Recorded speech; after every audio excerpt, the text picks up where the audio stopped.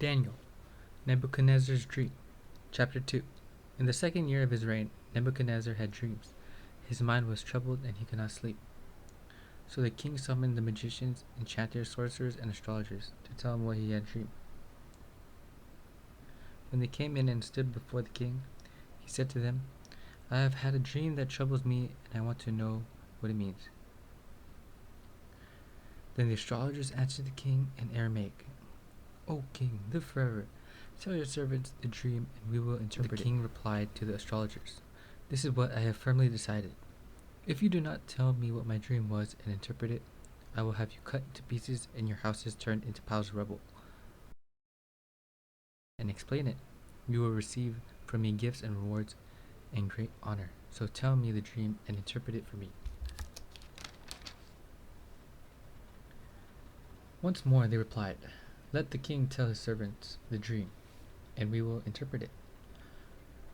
Then the king answered, "I am certain that you are trying to gain time because you really realize that this is what I have firmly decided. If you do not tell me the dream, there is just one penalty for you. You have conspired to tell me misleading and wicked things, hoping the situation will change. So then, tell me the dream, and I will know that you can interpret it for me."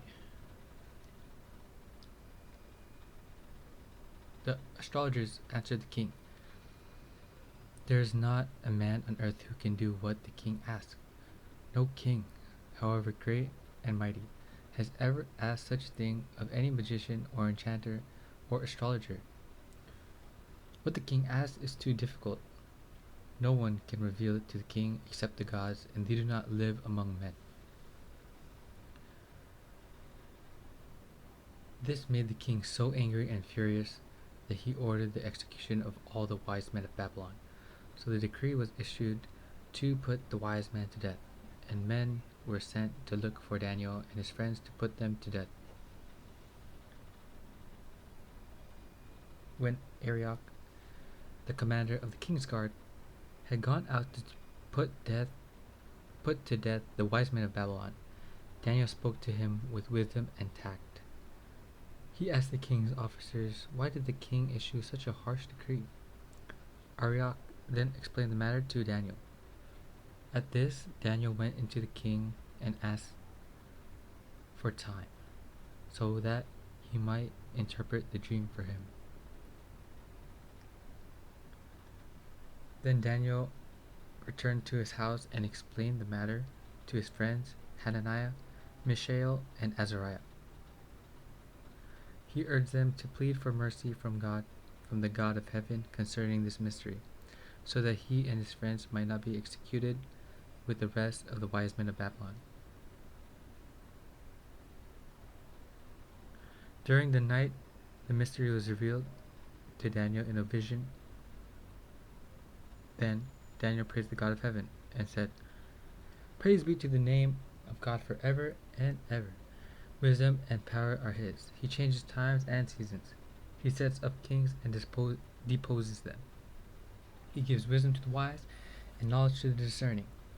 He reveals deep and hidden things. He knows what lies in darkness, and light dwells with him. I thank and praise you, O God of my fathers. You have given me wisdom and power. You have made known to me what we asked of you. You have made known to us the dream of the king."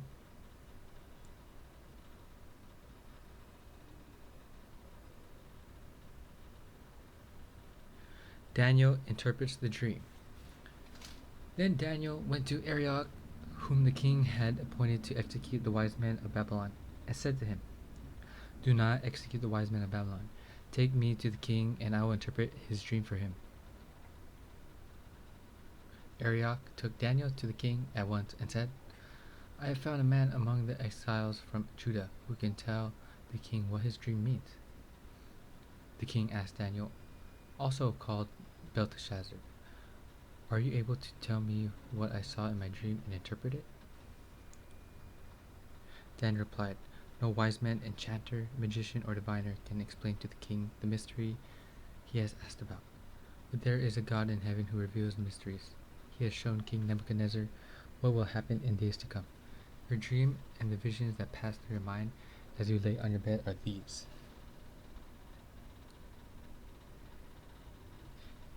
As you were lying there, O king, your mind turned to things to come, and the revealer of mysteries showed you what is going to happen. As for me, this mystery has been revealed to me, not because I have greater wisdom than other living men, but so that you, O king, may know the interpretation and that you may understand what went through your mind. You looked, O king, and there before you stood a large statue, an enormous, dazzling statue, awesome in appearance. The head of the statue was made of pure gold, its chest and arms of silver, its belly and thighs of bronze, its legs of iron, its feet partly of iron and partly of baked clay. While you were watching, a rock was cut out, not by human hands, but not by human hands. It struck the statue on its feet of iron and clay and smashed them. Then the iron, the clay, the bronze, the silver, and the gold were broken to pieces at the same time, and became like chaff on a threshing floor in the summer. The wind swept them away without leaving a trace, but the rock that struck the statue became a huge mountain and filled the whole earth. This was the dream, and now we will interpret it to the king. You, O king, are the king of kings. The God of heaven has given you dominion and power and might and glory. In your hands he has placed mankind and the beasts of the field and the birds of the air. Wherever they live, he has made you ruler over them all. You are the head of gold. You are the head of gold.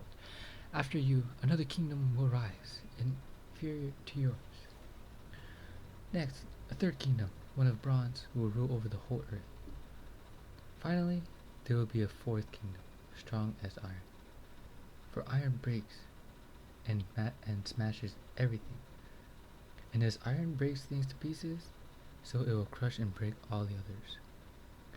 Just as you saw that the feet and toes were partly of baked clay and partly of iron, so this will be a divided kingdom.